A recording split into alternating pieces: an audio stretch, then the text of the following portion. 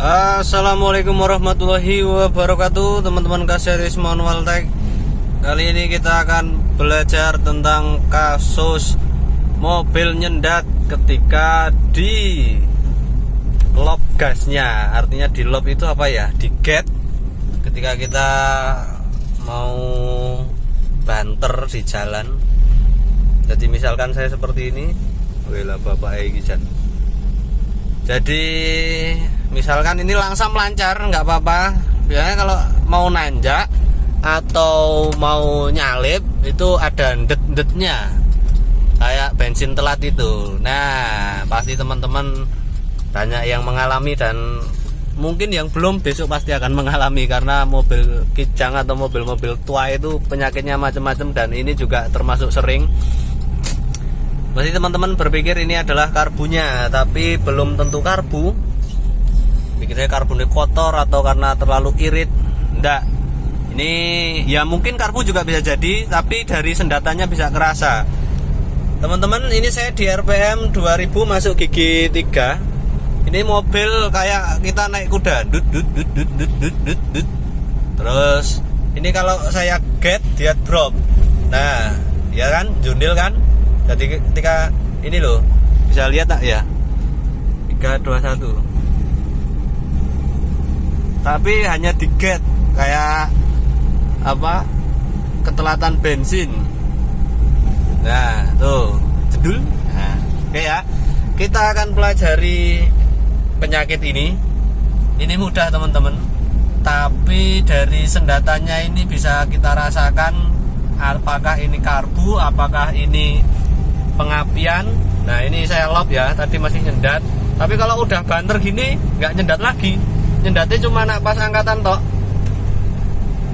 Ini saya jalan cukup kenceng nih, berapa itu, ada 60 ya, sekitar 60. Nah, ini kalau bar tutup gas terus kita injek gas agak dalam, dia nyendat.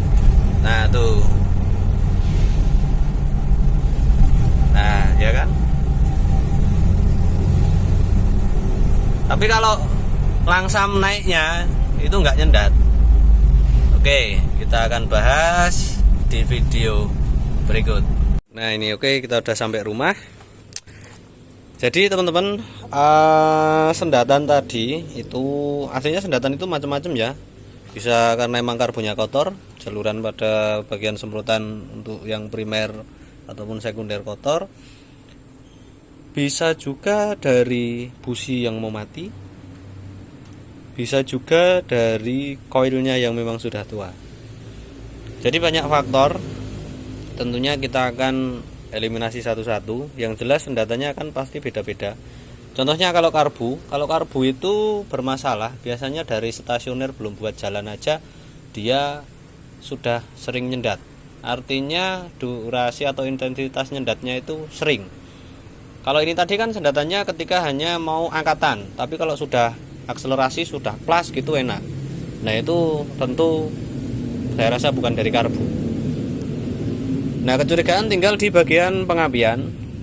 Di bagian pengapian ini bisa mulai dari koil yang sudah tua, ataupun dari bagian kabel busi, atau dari platinanya.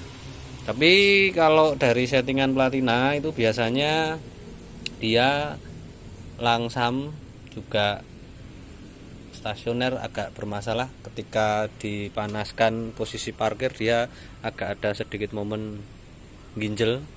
Nah, itu karena ada kebocoran di vakum delconya itu, atau pada bagian di intake manifoldnya yang bocor, atau pada bagian servo rem. Tapi kalau servo rem biasanya remnya juga akan bermasalah. Nah, kemudian ini saya langsung menuju ke pokok permasalahannya. Kasus nyendatan itu dimulai ketika belum lama saya masang ini, teman-teman. Ini resistor balas. Kenapa saya kemarin masang? Ini kan aslinya kalau saya pakai koil yang 3 kaki itu sudah ada resistor balasnya yang di dalam ya. Nah, ini saya pasang di luar karena memang koilnya udah tua, udah panas sekali ketika nggak pakai resistor balas. Makanya saya tambahkan resistor balas ini di koil 3 kaki. Biasanya resistor balas ini kan ditambahkan di di koil yang 2 kaki. Nah, skemanya gini. Koil itu kan 3 kaki, yang paling kanan itu plus, yang tengah-tengah B, yang paling kiri itu main. Nah, ini saya nggak bisa ngeliatin karena gelap ya. Yang paling kanan itu adalah plus, itu kontak on. Biasanya kabel warna apa ya? Warna merah polos. Nah, itu kontak on kalau speedonya hidup itu. Kemudian yang ini, yang B itu yang B itu yang kontak on, yang merah itu yang starter. Maaf, kebalik. Yang B itu kontak on. B itu bukan baterai tapi B itu balas ya. Kemudian yang merah itu starter, berarti yang plus itu starter di kontak starter. Yang ini kuning strip hitam itu plus kontak on. Kemudian yang main itu menuju ke delco, platina, dan ke kondensor ini. Oke ya.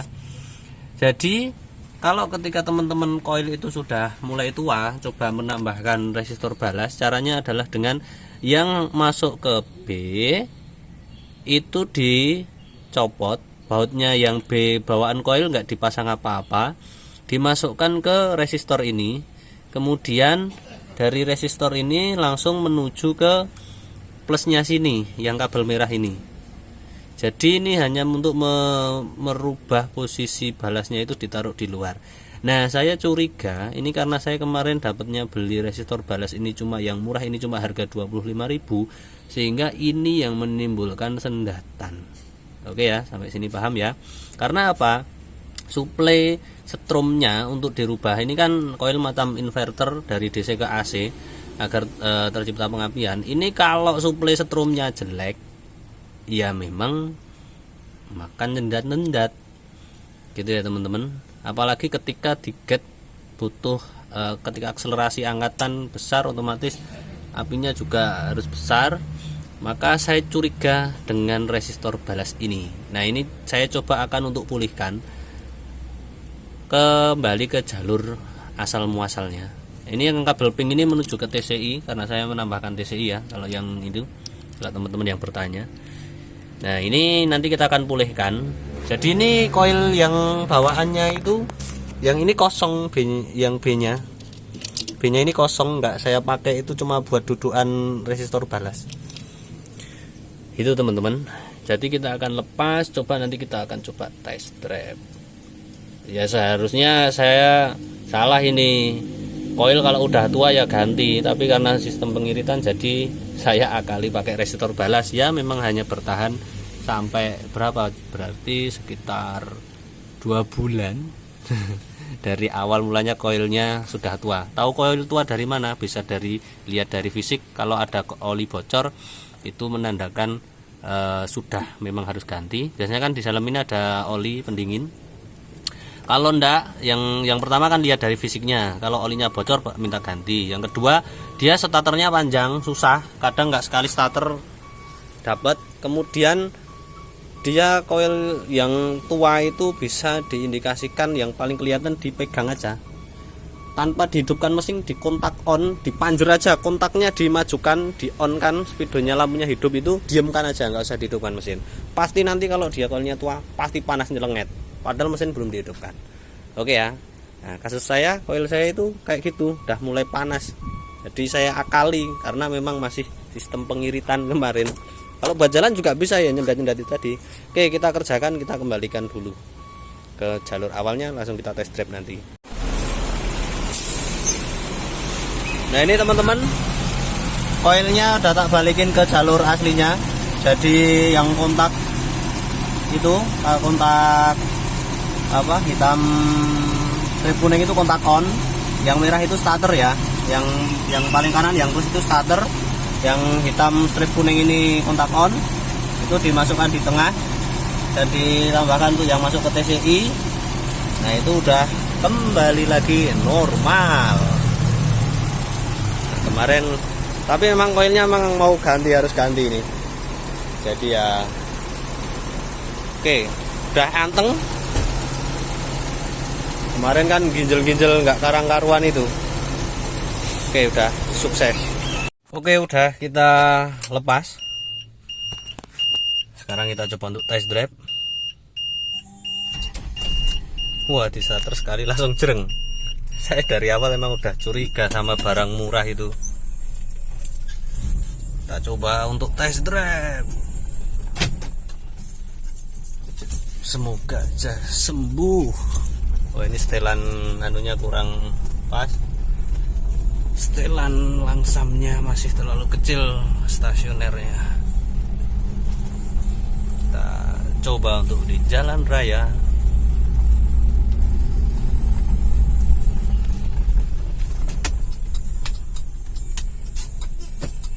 Sebentar, weekend sangat ramai jadi nggak bisa buru-buru.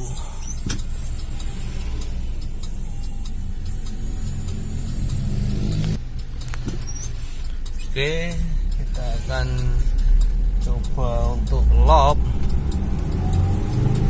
Nah, bener teman-teman.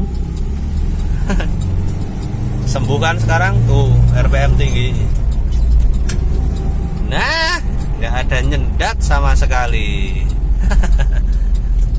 Barang sepele bikin pusing kalau yang nggak pengalaman, saya yakin. No, kita get. Sekarang di get langsung mentul, rek. Nggak pakai telat-telat sekarang, no. Langsam juga anteng. Jadi kemarin intinya setrum yang masuk ke coil itu kurang besar. Jadi buat apa? Buat jalan itu dia suplainya kurang. Oke, kita antret. Jadi pengalaman buat teman-teman kalau beli barang, sebetulnya bisa tambah resistor balas, itu recommended asal resistornya yang mahal, merek Denso atau apa, harga 75.000 atau 90 itu.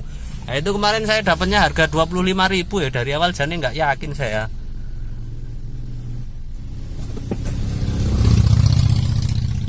Dari awal nggak yakin barang 25.000 mah bikin pusing.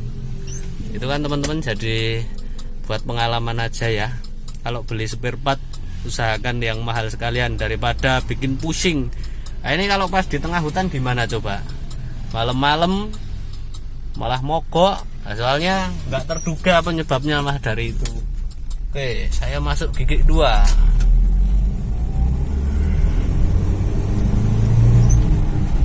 Tidak ada nyendat sama sekali.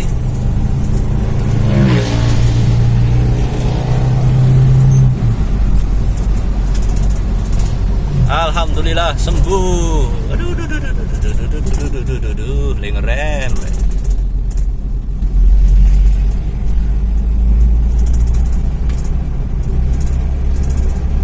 Barang sepele bikin pusing. Recommended lagi kalau besok ganti coil sekalian, karena itu memang coilnya sudah tua. Oke, kita bisa tidur nyenyak sekarang. Tinggal beresi yang truk-truk itu. Sekian video dari saya teman-teman, semoga bermanfaat. Terima kasih.